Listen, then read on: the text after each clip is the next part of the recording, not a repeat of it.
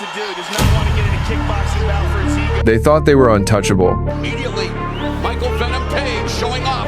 Hands down, dancing, laughing, daring their opponents to do something about it.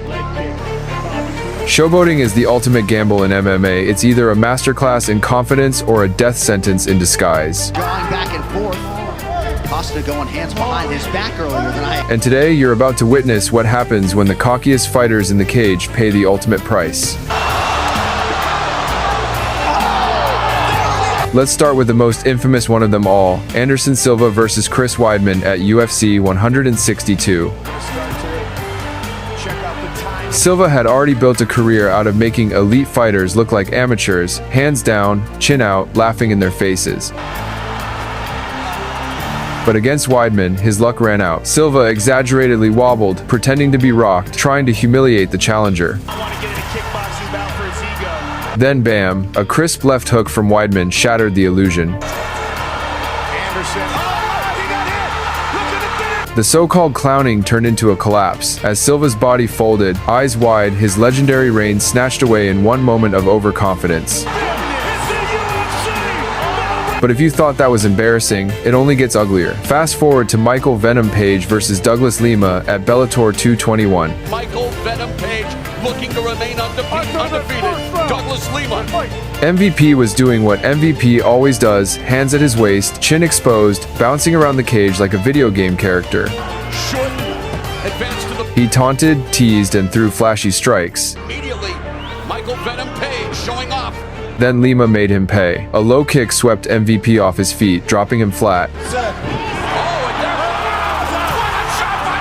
Before he even had the chance to get back up, Lima detonated a right hand that knocked him unconscious, sprawled face first on the mat. The crowd gasped. It was the perfect punishment for a man who thought style points mattered more than defense. And yet, showboating doesn't always have to be flashy. It can be subtle, dismissive. Nate Diaz versus Josh Thompson at UFC on Fox 7 is the perfect example. To his attack. Diaz, chin up, hands down, walking forward like Thompson couldn't hurt him. He even gestured, mocking, daring Josh to do something. Well, Thompson did. A thunderous head kick landed clean on Diaz's jaw, buckling him instantly. And while Diaz staggered, Thompson followed with a merciless barrage until the referee was forced to step in.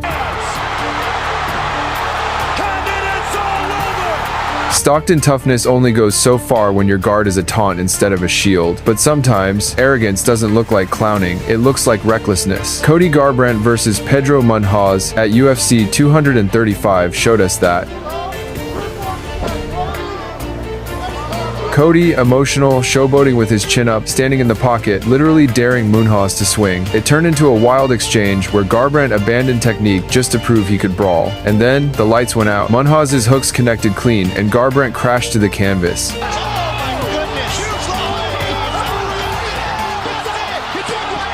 It wasn't just a knockout, it was a brutal lesson. The pocket isn't the place for pride when fists are flying. Let's revisit Bobby Green versus Dustin Poirier at UFC 199.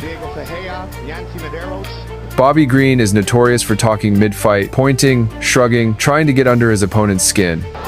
Poirier firing early, trains an American top. Against Poirier, he pulled the same antics, chin up, hands low, jawing at Dustin, and Poirier answered in the most violent way possible. A savage left hand cracked Green clean, dropping him instantly, with follow-up punches sealing the deal. And Bobby Green will start talking to you, and you can't get got it! The talking stopped, the showboating vanished. Only silence remained as Poirier walked away with another brutal knockout to his record. Showboating isn't just arrogance, it's an invitation. Take Paulo Costa versus Israel Adesanya at UFC 253. now 19-0 in his mixed martial arts career.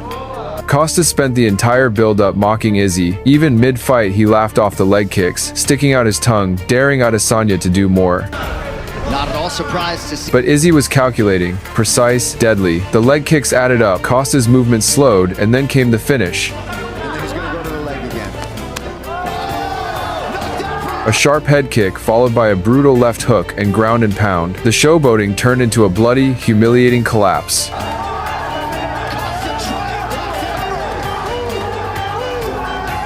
But Costa wasn't the first to pay for cockiness. Back in 2017, Michael Johnson versus Justin Gaethje at the Ultimate Fighter 25 finale gave us another classic. Johnson wobbling again. Johnson cracked Gaethje with a huge left hand, and instead of finishing the job, he decided to shimmy, taunt, and smile.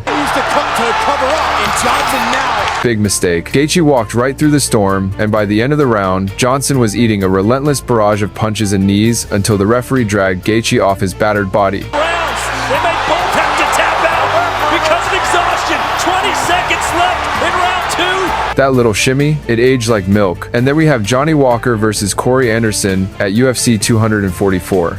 All the movements, all the hand motions, all that hides what he has. Walker was the UFC's new wild man, spinning, dancing, hands low, treating the cage like a circus. So it's a little easier to spot his weapons. But Corey Anderson wasn't playing games. The moment Walker started his antics, Anderson blitzed him with a violent combination. Punch after punch landed flush, and Walker crumbled against the cage as Anderson screamed over his fallen opponent.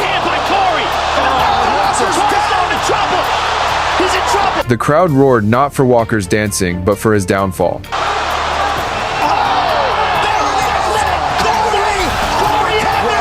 But did Walker learn? Absolutely not. Fast forward to Johnny Walker versus Jamahal Hill at UFC Vegas 48. See it.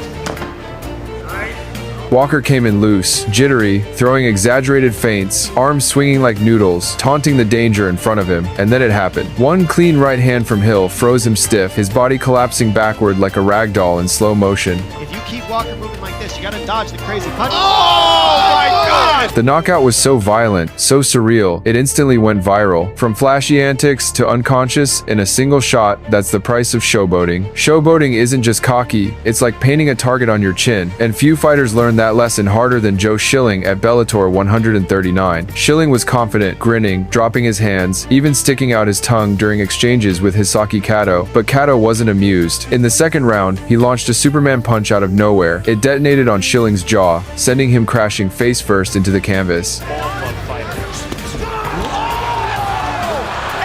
The crowd exploded, Schilling's taunts instantly erased by one of the most shocking one-punch knockouts in Bellator history. Next, Melvin Manhoef versus Robbie Lawler at Strikeforce Miami in 2010. Manhoef was dismantling Lawler's legs, prancing around, gesturing to the crowd, taunting Lawler like the fight was already over. But Lawler is never already done. In a split second, Lawler uncorked a massive right hook that turned Manhoef's lights out cold. Beginning to limp down again. Manhoef continues overhead.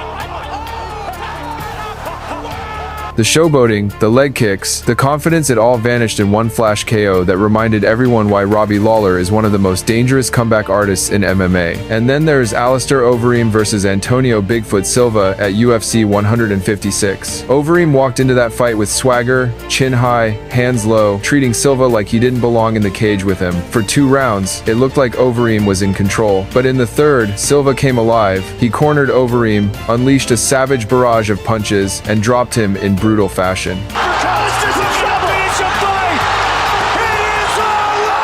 The crowd erupted as Overeem, who had spent the fight mocking and dismissing Silva, was left staring at the lights. And there you have it, some of the most brutal lessons in MMA history. Every fighter who thought they were untouchable, every grin, every wave, every hands-down taunt, all erased in a split second by a fist, a kick, or an elbow. That's the beauty and the terror of this sport. MMA doesn't care how confident you are. The cage punishes arrogance, and the knockouts we just saw prove it in the most violent way possible. Like the video and subscribe for more content like this in your YouTube feed.